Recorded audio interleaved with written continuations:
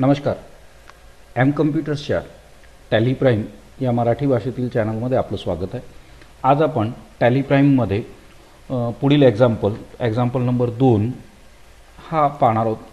हे एक्झाम्पल 2 ते 3 भागांच्यामध्ये विखुरलेलं असेल. आज आपण टॅली प्राईममध्ये कंपनी क्रिएट करू. कंपनी क्रिएट केल्यानंतर त्याच्यामध्ये बिल वाईज डिटेल्स आपल्याला मेंटेन करायचे आहेत.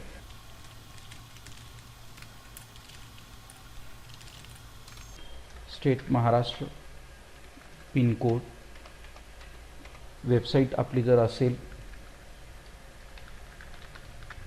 मॅक्झिमम डिटेल्स आपण इथे देऊ. आपलं आजचं एक्झाम्पल लिंकमध्ये दिलेलं आहे, कृपया आपण डाउनलोड करून घ्यावं, जेणेकरून आपल्याला आपल्या तिथे प्रॅक्टिस करणं सोपं जाईल. आपल्याला घरीही प्रॅक्टिस करता यावी, डेमो व्हर्जनमध्ये सुद्धा प्रॅक्टिस करता यावी याची काळजी आपण घेतलेली आहे. आपल्याला या एक्झाम्पलमध्ये अकाउंटिंग मेंटेन करायचं आहे, फक्त अकाउंट्स मेंटेन करायचं आहे.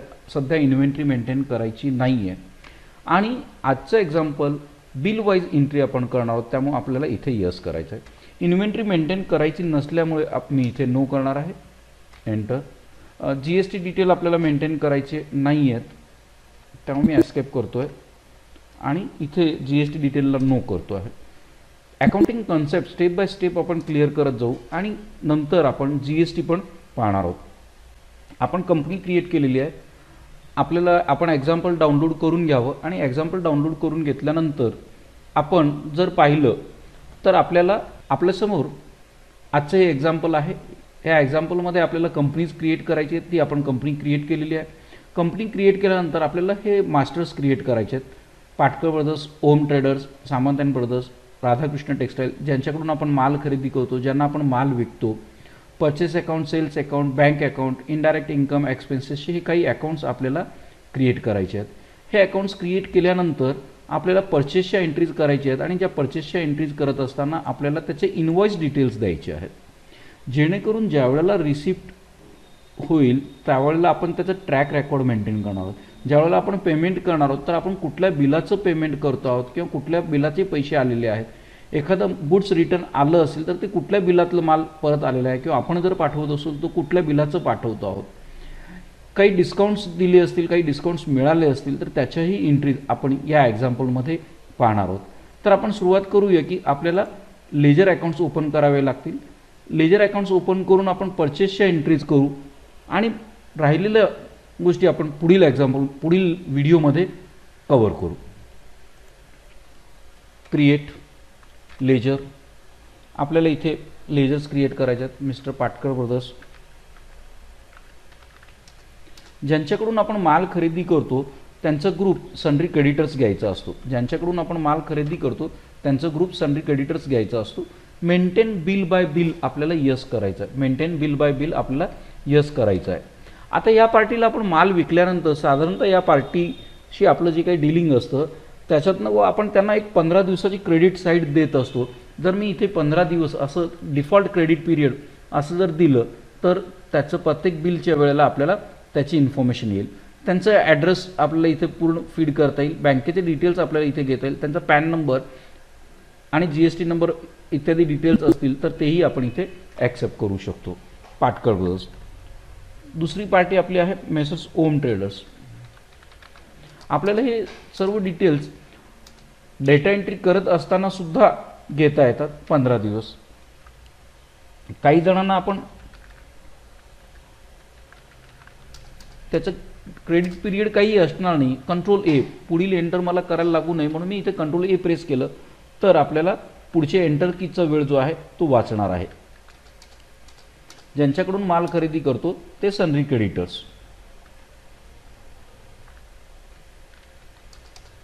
Control A. ज्यांना आपण माल विकतो ते सन्ड्री डेटर्स. या एक्झाम्पलमध्ये आपण त्यांचंही रेकॉर्ड जो आहे तो बिल बाय बिल मेंटेन करणार आहोत. आपल्याला थोडासा हा एक्झाम्पल लेंदी वाटेल, थोडंसं व्हिडिओ लेंदी वाटेल, परंतु आपली कन्सेप्ट पूर्ण क्लिअर व्हावी यासाठी आपण पूर्ण वेळ काढून हा व्हिडिओ पाहावा आणि नुसतं पाहू नये तर त्यानंतर आपण त्याचं प्रॅक्टिकलसुद्धा करून पाहावं. आपल्याला प्रॅक्टिकलला एक्झाम्पल असावं म्हणून आपण लिंकमध्ये हे एक्झाम्पलची PDF फाईल दिलेली आहे, तर ती आपण जरूर डाउनलोड करून पाहावी. हे लेजर अकाउंट्स आपल्याला मल्टिपलमध्ये सुद्धा घेता येतील. Control A.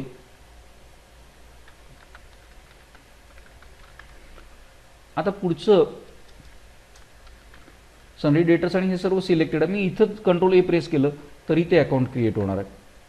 Purchase account, under purchase account, control A. Sales account, under sales account. Federal bank, बँके थ्रू पैसे आले तर आपलं अकाउंट हे फेडरल बँकेमध्ये आहे. Federal bank account, under bank account. आपल्या अकाउंट नंबर्स, IFSC कोड्स इत्यादी सर्व गोष्टी आपण इथे मेन्शन कराव्यात, पण पहिल्या एक्झाम्पलमध्ये आपण हे मेन्शन करणार नाही आहोत. Discount account. आता याच्यामध्ये डिस्काउंट अकाउंटमध्ये 2 डिस्काउंट असतात की आपण डिस्काउंट आपल्याला मिळालं असेल तर आणि आपण दिलं असेल तर. कंसात मी इथे रिसिव्ड असं लिहितो. जर आपल्याला मिळालं असेल तर ते आपलं इनडायरेक्ट इन्कम असतं, त्यामुळे त्याचा ग्रुप इनडायरेक्ट इन्कम असा येईल. पुढील हा एक्झाम्पल झाल्यानंतर आपण सर्व लेजरचे ग्रुप आहेत ते स्वतंत्र व्हिडिओमध्ये आपण घेणार आहोत. इनडायरेक्ट एक्सपेन्स आपण जर दिलं असेल तर आपण इनडायरेक्ट एक्सपेन्सेसमध्ये या सर्व गोष्टी घ्याव्या लागतील. समजा माल आपल्याला परत आला असेल, परचेस रिटर्न अकाउंट, तर ते आपण परचेस अकाउंटमध्येच घेणार आहोत, कारण आपली परचेसची रक्कमची अमाऊंट जी आहे ती आपल्याला कमी दिसावी, त्यातूनच वजा होऊन नेट परचेस आपल्याला कळावं, म्हणून आपण त्याचं account sales return account under sales account आणि purchase return account under purchase account असं घेणार आहोत. तर अशा पद्धतीने आपले एंट्रीज करण्यासाठी म्हणून लागणारे लेजर अकाउंट्स क्रिएट करून झालेले आहेत. आणि ही कंपनी क्रिएट करत असताना आपण बिल वाईज डिटेल यस म्हटलेलं होतं, त्याप्रमाणे इथे प्रत्येक लेजर अकाउंट्स क्रिएट करत असताना त्यांनी बिल वाईज डिटेल्ससाठी यस असं बाय डिफॉल्ट तिथे आलेलं होतं. आपल्याला वाउचर्सना सुरुवात करायची आहे. वाउचर्स. आता पेमेंट आपल्याला इथं दिसतं आहे. इथे आपल्याला पेमेंट दिसते. आपल्याला काय करायचं तर परचेस. तर आपण इथे परचेसवरती क्लिक करणार आहोत. परचेसवरती क्लिक केल्यानंतर आपण आहे या डिफॉल्ट फॉर्मॅटमध्ये सुद्धा एंट्री करू शकतो. आता मी इथे पहिल्यांदा एक ट्रायल करू आपण. 101 किती तारीख आहे? 1 एप्रिल 18 आहे. कोणाकडून खरेदी केलेली आहे? मिस्टर पाटकर ब्रदर्सकडून खरेदी केलेली आहे. आता त्यांचं काही डिलेवरी नोट, रिसिप्ट नोट वगैरे या डिटेल्स आपल्याला जवळ असतील तर आपण या फीड करू शकतो. समजा नको असतील तर काय करायचं तेही आपण बघूया. त्यांचा ॲड्रेस 1 बाय 1 ह्या सर्व डिटेल्स आपल्याला विचारले जातील. काय करायचं आहे तर परचेस अकाउंट. कितीचं परचेस केलेलं आहे? 25,000 रुपये. एंटर. इमिडिएट हा एक नवीन विंडो आपल्याला मिळणार आहे आणि या नवीन विंडोमध्ये आपल्याला मेथड ऑफ ॲडजस्टमेंट आणि 4 ऑप्शन्स दिसत आहेत. Advance, against reference, new reference आणि ऑन अकाउंट.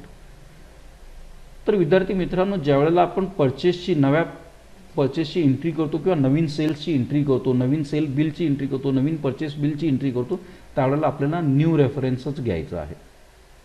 ज्यावेळेला पैसे आपल्याकडे येतील किंवा आपण पेमेंट करू त्यावेळेला कोणत्या बिलापोटी आपण करतोय, कोणत्या बिलाच्या अगेन्स्ट आपण पेमेंट करतोय, त्यावेळेला अगेन्स्ट रेफरन्स येईल. जर ते पैसे आपल्याला ॲज अ ॲडव्हान्स मिळाले असतील तर ॲडव्हान्समध्ये येईल. याचा अर्थ असा की ॲडव्हान्स हा ऑप्शन आपल्याला रिसिप्ट किंवा पेमेंटमध्ये वापरावा लागेल. आणि हे तिन्ही आपल्याला लक्षात येत नाहीत किंवा त्याचं आपल्याकडे आत्ता जे काही आहे त्याचा रेफरन्स नाही आहे, तर आपण ते ऑन अकाउंटमध्ये घेऊ. तर आपल्या आजच्या एक्झाम्पलमध्ये आपल्याला न्यू रेफरन्समध्ये या सर्व एंट्रीज करायच्या आहेत. तारीख बदलण्यासाठी F2 2 एप्रिल. Bill number 102. ओम ट्रेडर्स कडून आपण माल खरेदी केलेला आहे. Messrs Om traders. आता या डिटेल्स आपल्याला नको असतील तर आपण त्या कॅन्सल करू शकतो. F12 provide supplier detail. इथे आपण जर नो म्हटलं आणि रिसिप्ट ऑर्डर वगैरे हे नो केलं, 2 ऑप्शन नो केले, तर आपल्याला ते डिटेल्स विचारणार नाही आहेत. तर ते डिटेल्स आपल्याला विचारणार नाही आहेत. 20,000 रुपयेचं माल खरेदी केलेला आहे. एंटर. कोणता खरेदी केला आहे, काय खरेदी केलं आहे, त्याचं कोणतेही डिटेल्स दिलेलं नाही आहे. आणखीन एक गोष्ट ऑब्झर्व केली तर आपण 15 दिवस बाय डिफॉल्ट इथं दिले होते, तर इथे 15 दिवस आलेलं आहे आणि 15 दिवसानंतर त्यांना पेमेंट कधी करायचं होतं तर 17 एप्रिल 2018ला ते पेमेंट ड्यू असणार आहे. तारीख बदलण्यासाठी F2 1 मे. कुणाकडून परचेस केलेलं आहे? इनवॉइस नंबर आहे 103. आता प्रत्येक पार्टीचे इनवॉइस कंटिन्युअसच असतील किंवा 102 103 असतील असंही नाही आहे. आता आपल्या एक्झाम्पलमध्ये आपण 102 103 असं घेतलेलं आहे, त्यामुळं जो काही पार्टीचा इनवॉइस नंबर असेल तो आपण इथे घेणार आहोत. आता आपल्याला बाकीचे डिटेल्स विचारलेल्या नाही आहेत. सामंत अँड ब्रदर्सकडनं आपण जे काही माल खरेदी केलेला आहे तो 40,000 रुपयांचा माल खरेदी केला आहे. ह्या पद्धतीनं आपण अकाउंटिंग इनवॉइसमध्ये ही एंट्री करत आहोत. तारीख बदलण्यासाठी F2 2 मे.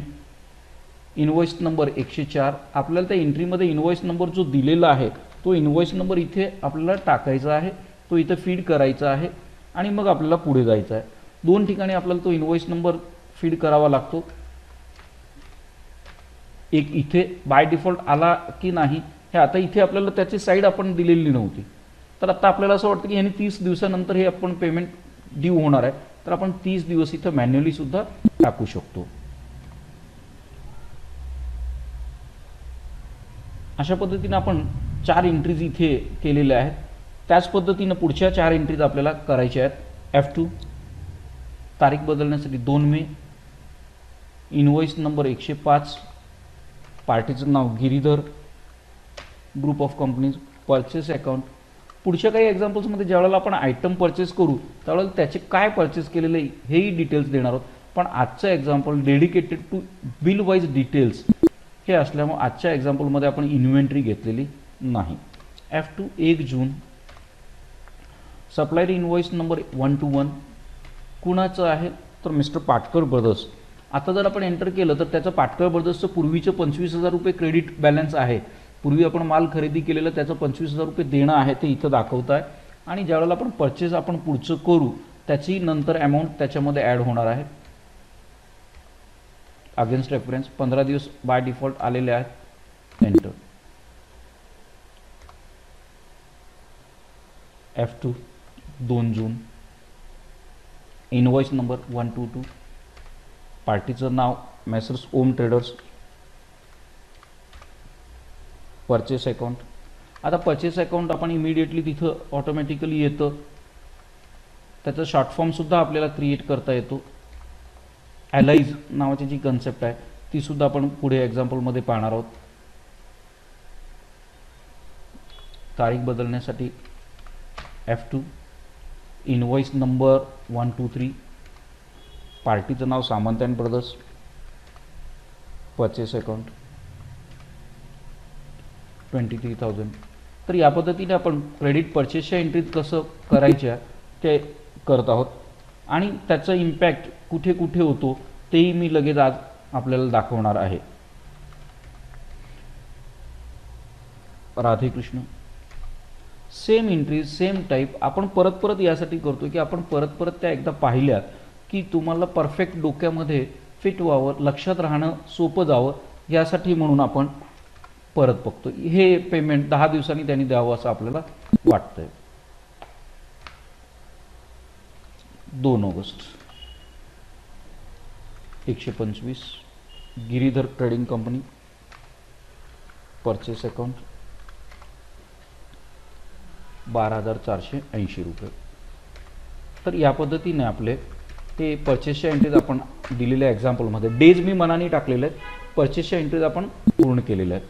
आता जर आपण प्रॉफिट अँड लॉस अकाउंट पाहिलं तर इथे आपल्याला परचेस अकाउंटचं नेट 2,69,730 रुपये दिसतील. जर बॅलन्स शीटला गेलो आपण तर आपल्याला सन्ड्री क्रेडिटर्स म्हणजे आपण ज्यांचे पैसे द्यायचे आहेत त्यांचे अमाऊंट इथे आपल्याला रिप्लिकेट होतील. अर्थात आता हे पाटकर ब्रदर्सचे 57,500 रुपये जे द्यायचे आहेत ते कुठल्या कुठल्या बिलाचे आहेत, कधी खरेदी केलेल्या बिलाचे आहेत ते बघण्यासाठी आपल्याला आतमध्ये यावं लागतं, लेजर अकाउंटमध्ये यावं लागतं आणि ती लिस्ट आपल्याला मिळत नाही.